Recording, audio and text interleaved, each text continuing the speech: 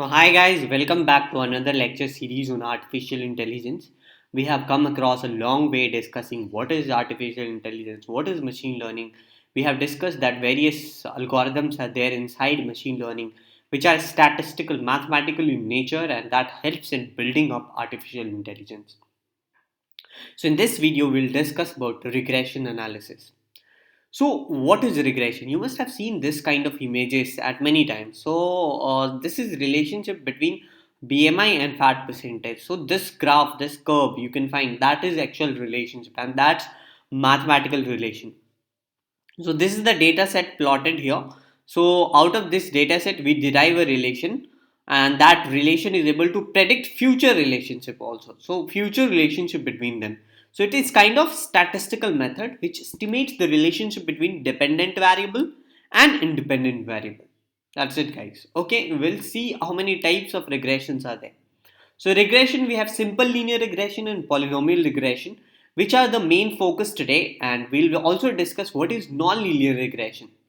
For support vector and decision tree and random forest, we'll keep other day, and we'll discuss on any other day. So these are the types of regression, right? Now let's see about linear regression. So it's linear in nature. Yeah, you can see y equals to x plus b or plus epsilon. You can see the relation like x and x is what these are the various variables we have. So this is dependent variable and this is independent. So x1, x2, whatever it is, that is independent variable. So you find a relationship and that is linear in nature. You don't have x square, right? So if x square is there, that suggests that it's not linear, it becomes non-linear actually. So in the same way, you can see a multiple linear regression. Of course, this is linear, but suppose you go into a doctor's office, right? So mortality rate you want to find out. So it does not only depends on number of doctors in India that will decide the mortality rate. There are other things like hygiene and nutrition and all, right? So these all are factors come into existence. So actually, in reality, this linear regression does not exist. Actually, it's always multiple linear regression because we have many factors affecting one dependent variable. Suppose you can see temperature. So temperature is not the cause of only sun, right? It's all about wind velocity. It's about weather. It's about sun. Everything. So many things are there inside one dependent variable. Then we come on to non-linear regression. In case of non-linear regression, we will discuss it very separately, right? Now, discussing it regression, independent variable, there should be one condition that is non-collinearity. So, whenever we have multiple linear regression, these all x1, x2, x3, these are the variables. They should not be correlated with each other. If it is correlated, then it seems to be only one variable. That becomes again linear regression, right? So there we come like linear regression is special case of multiple linear regression, right? So independent variables should show a minimum of correlation between each other. That is one condition we hold here. Now let's take some analogy about linear regression, right? So you can see this image like lemonade selling. This child is selling the lemonade. So the profit of this child will depend on the kind of hot, right? If weather is very hot, people will be buying it more and more. So they'll this girl will be getting a lot of profits, right? So profit is like it's dependent on temperature of the day, right? So that is what linear regression comes to into existence here. Then other features also come into existence, like how beautifully, how tasty this lemonade is prepared, right? So you can see that. Another application of this linear regression comes or multiple linear regression comes in stock market predictions. You see real returns like blue line, right? That is real. But you see with the dotted green line shows the predicted returns. So we have certain uh, model. We predicted that red one predicted values, and we what we do is we perfect our model and then we again predict it. You can see the difference. So that is what training of the neural network or training of the machine learning algorithm is. So once you train it on more and more data, what happens, it becomes perfect and it goes close towards the real predictions and actual predictions. Actually nowadays weather forecasting, This happens using machine learning. How does that happen? Because of training of our algorithms over the time. And those are the statistical method which we use. Now we take analogy for linear and polynomial regression. I have given an example of doctor. So you can see infant mortality per thousand lives. So does it depend on only number of doctors? No, not at all.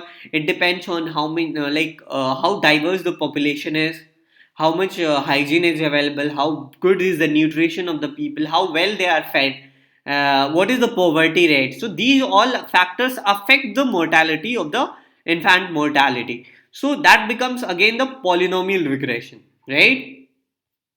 Let's go into non-linear regression. What is this non-linear regression? Non-linear regression is form of regression analysis in which observational data are modeled by function which is non-linear combination of the model parameters. Now, what is this function? So, whenever we use statistical machine learning algorithm, we find the relationship, and that relation comes in form of mathematical relation. And in mathematical, we have a equals to y equals to mx plus c or mx square plus c, something like that. So if it is x squared, like you see power, theta 1 x1 square. So theta 1 is what? These are coefficient which you call it the parameters, and x1 is independent variable. So if it is square, then you can see the graph is curve type, right? It's not linear, it's non-linear. And that is what comes into existence non-linear regression analysis. Because non-linear regression or analysis fits more to the curves, like it is more real life values can be found out, because you cannot always think of real life equations to be linear. It may not be linear, it may be linear, but if we have more options, like we have non-linear regression, we have very much options available, and we can fit to many real life scenarios, and that helps it, and that increases the efficiency of machine learning algorithm. You can see Weibull growth. This one is a exponential graph. You can see that is non-linear. You can see Fourier series. You must have studied in mathematics. This is like, so again, this is an example of this non-linear statistical models which we use in machine learning algorithm, right? Non-linear example of showing relationship between density and electron mobility. So simple, if you take it simple definition, whatever relationship which we find out, right, and that is not linear, means the relation like variables is not linear. In that case, it becomes non-linear regression analysis. And non-linear regression is more powerful than linear regression because it fits to more real life scenarios. Now we discuss how do we find this regression? How do we go on to find this actual relation like y equals to mx plus c or x square plus c or a exponential of x1, x2? How do we find that? So first thing is you find any hypothetical relationship. Hypothesis means you find any theta 0 and theta 1, that are the parameters. You take random parameters and find the relation. Now what you do is we find the cost function. So we have actual this predicted values h theta xi. This is the predicted values and this is the actual value. So we subtract it and find the square of it. So that is minimum cost. Cost means error. Now what we do is we minimize this cost. And once we minimize this, how do we minimize this? We minimize by updating this theta 0 and theta 1, and also like x1 square, x2 square. We try different hypotheses also. So in that way we train our model, we find actual theta 0 and theta 1, and that finds the relationship, right? So the goal is to minimize this predicted value minus actual values. The cost function provides the best possible values for beta b0 and b1 to make best fit line for that. Best fit line means it should fit well to the data set provided, and it's always not always linear. That is where the importance of non-linear regression comes into existence. So we convert this problem into minimization problem to get best values of theta, beta 0 and beta 1, right? So minimization problem you must have studied in like algebra, like what you can find the minimum value, maximum value using differentiation and all.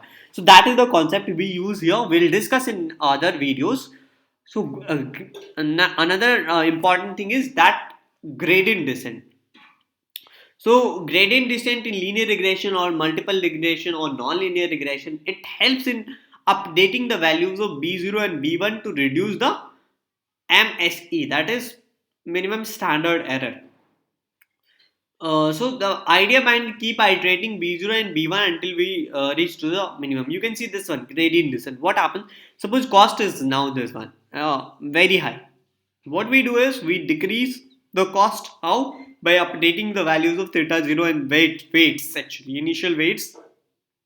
So we keep on updating the weights until we find reach here, and that is the minimum cost. So we use derivation and all. That is what gradient descent comes into existence. So we come here, we update the values, we come here, we update the values, we come here. If we update the value and go here, we update the values in opposite direction. We come finally here, and once we are here, we come to know that we have reached the minimum value of that cost, and that becomes our model. I'll show you guys how this modeling happens. This is the real life data set available with us. So how this actually happens, we'll see through this one, right? So this is it, but we'll see from starting. You see this. This is the data set. Now see, first of all, model was like this, and again it has changed, again it has changed, again it has changed, and it changes, and finally it fits to the data set, right? You can see model changing, and then finally it fits to the data set, right? So that's it, guys. That's all for today. So we'll discuss in the further slides. I think I can hear some of the voice. All right, that's enough for today. Thank you, guys. Thank you for being there, and we'll discuss in another video the use cases of it, like how this all process which I have explained of gradient descent, the cost and all, we'll find out manually in our code, and we'll see how it happens. That's all. Thank you very much.